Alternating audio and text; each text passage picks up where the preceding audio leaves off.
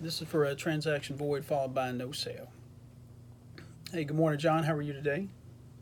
Good, good. Yeah, I'm doing well. Thank you. Appreciate that.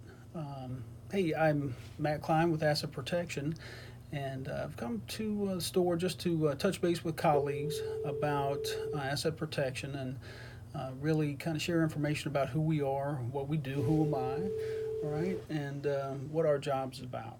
I also like to kind of get an idea, engage colleagues' understanding of what asset protection is, right, and what we do.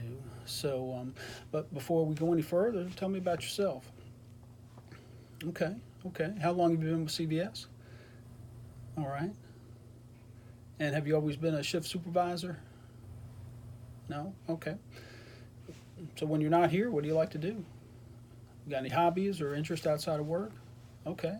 All right. Well, very interesting.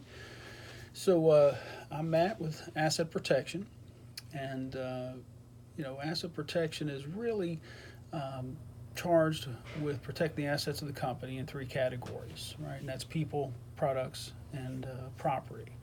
And John, I used to be a store manager, so I understand, really what it takes to get things done in the store.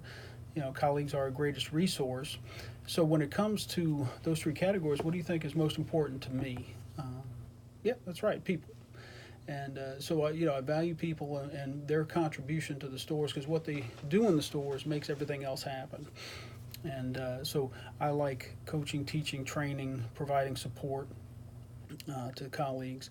And so when we talk about loss or shrink, really it comes in three categories. And those three categories are really operational, external, and internal. And operationally, when we talk about loss, one example would be you get a truck every week, right? Maybe every other week now. But with that truck delivery comes a very large bill, right? And if we don't receive everything that we're charged for, that's a loss. Now, something may happen to create the loss in the process. Maybe a pallet of product is left at the warehouse, maybe delivered to another store.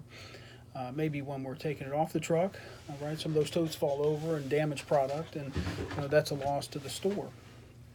Not intentional, right, but those things do happen, and that's an operational loss. The external piece, is simply people coming into our stores and leaving with product they didn't pay for, right?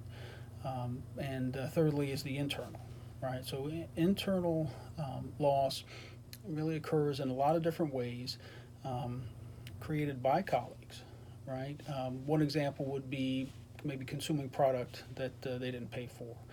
Um, maybe they came to work, didn't have their wallet, their purse, no money, so break time comes, they don't have anything, any means to pay for their food. So, instead of choosing one option, which would be to borrow some money from a colleague or the store manager, they just decide make a bad decision, right, and take the product right off the shelf, consume it without paying for it. Another might be a transaction void. Customer comes and the colleague brings up the product at the register. Instead of hitting total, she hits no sale.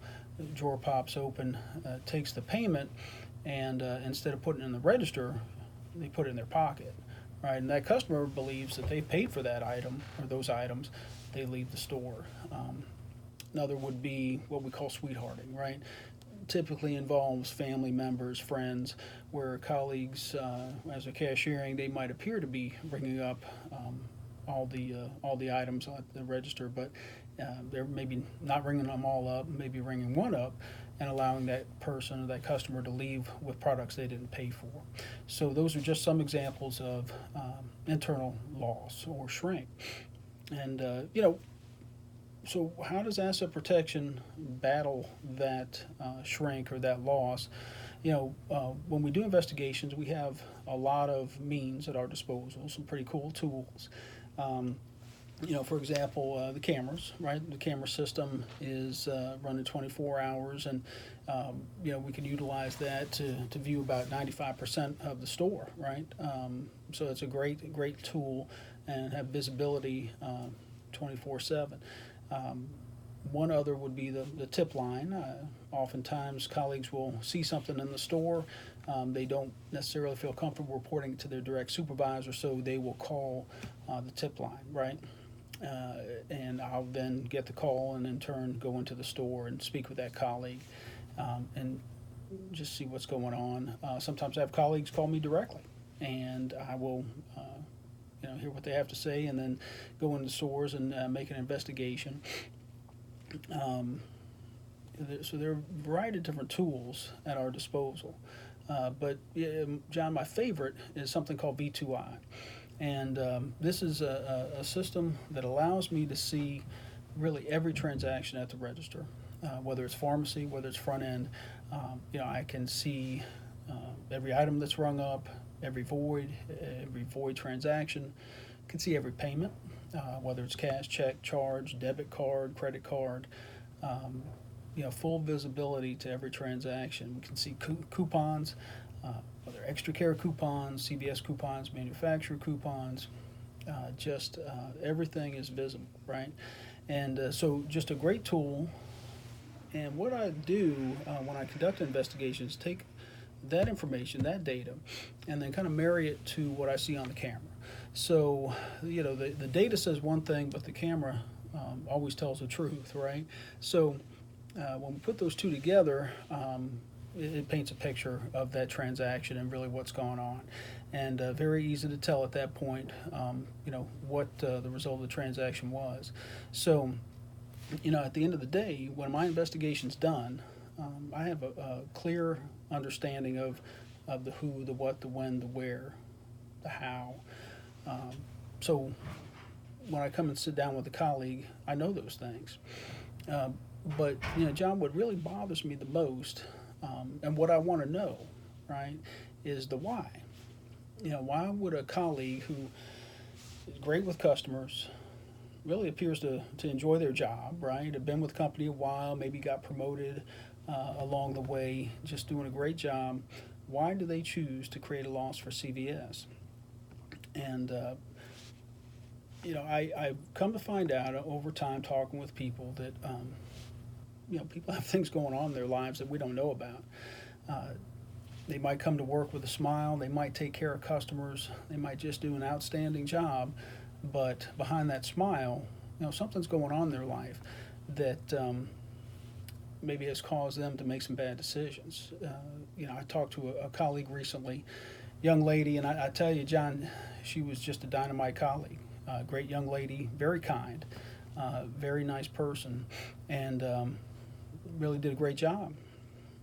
But she had a hardship in her life. She actually let a friend borrow her car, and that friend trashed her car, totaled it.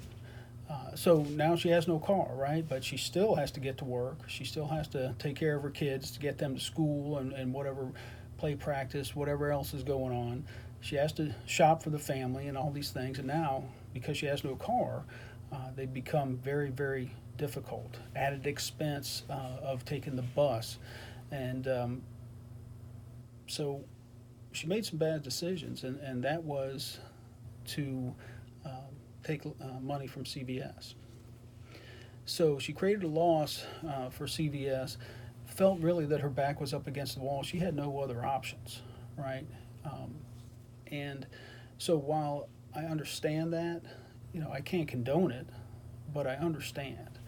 And when my investigation was done, John, I sat down with her, and she was almost eager to tell me what she had done. It was such a burden for her to have done these things, and it was a substantial amount of money. But I shared my investigation with her. She told me the truth. She was honest. Told me what she had been doing. Confirmed everything in my investigation.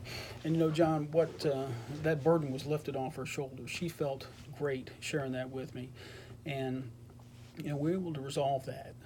And she was able to move forward. And the greatest thing she could have done is what she did, and that was being honest with me. And so, John, I'm going to ask you to be honest with me today. When was the first time you created a loss for CVS? It wasn't your first day, was it? No? When was that first loss? Okay. Well, thank you for being honest. And John, tell me how did that loss occur? Okay, thank you.